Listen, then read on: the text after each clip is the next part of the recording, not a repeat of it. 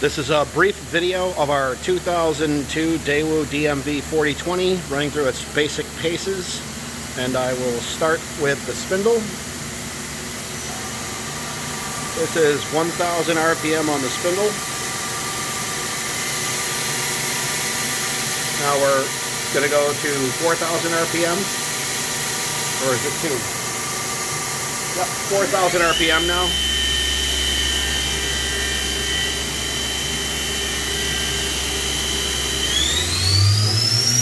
And that's 8,000 RPM.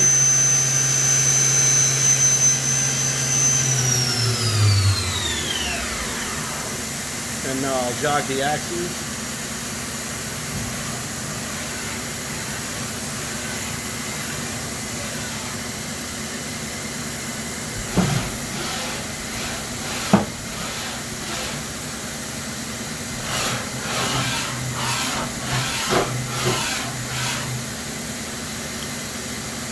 And then let's do a quick tool change.